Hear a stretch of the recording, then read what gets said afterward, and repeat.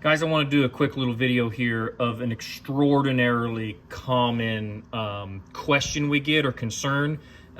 Maybe misconception is the word of it. And it is, my turbo has blown out the sealing rings. That is, man, that is a common question. And it is just, the internet has people fooled.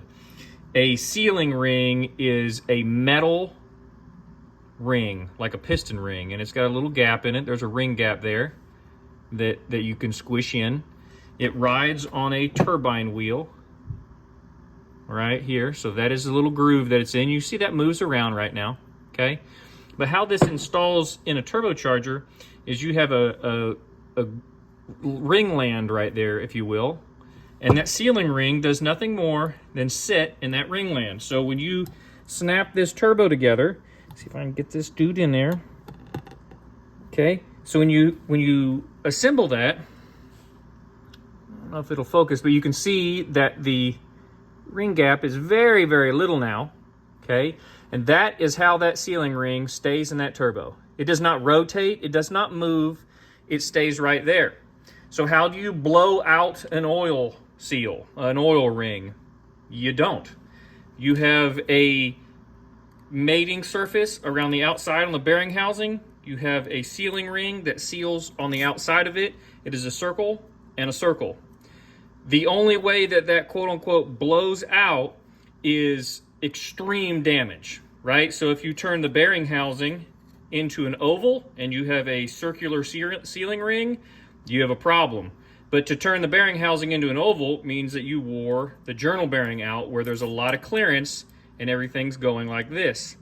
The most common cause of a leaky sealing ring right here is actually the drain side right here. So when you back up the oil drain, say you have a restrictive oil drain or high crankcase pressure, something like that, this sealing ring is not designed to hold back a level of oil. It's metal on metal. It's not an O-ring in there, all right?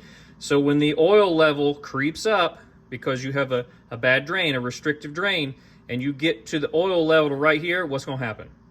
That oil is now going to seep past the sealing ring and the bearing housing surface. And people lose their minds thinking that the turbo's blown up, needs rebuilt. We're spending a lot of money for stuff that isn't broken, where you can fix the drain and then all these problem goes away. A really good analogy to think about is if you back your toilet up, you put too much paper in there and the toilet overflows, do you replace your toilet or do you fix your drain? The answer, and everybody laughs, is, well, you plunge your toilet and you go on about your day. Same thing with, I blew my seal out of my turbocharger. You didn't, unless that turbocharger is absolutely wore out like something like this, where you've had tons of bearing transfer and now you've done this and you've turned your bearing into a great big circle or an oval, which then you have wore this circle into an oval, which means that sealing ring will not seal. If you've got that far into damage, it's broke, and you know it's broke.